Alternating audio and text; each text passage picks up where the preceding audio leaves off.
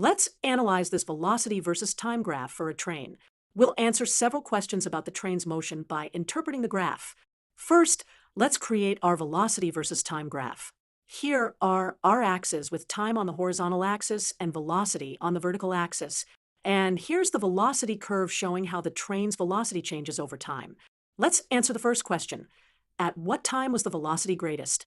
Looking at the graph, we can see that the velocity reaches its maximum value here at approximately 48 seconds.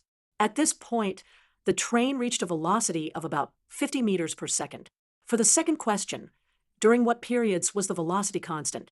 We can identify constant velocity when the graph is horizontal, meaning the velocity isn't changing.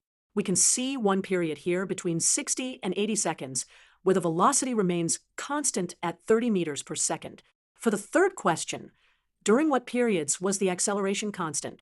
Constant acceleration appears as straight line segments on a velocity time graph. We can see several periods of constant acceleration. Here from 0 to 40 seconds with positive acceleration, and here from 80 to 90 seconds with negative acceleration.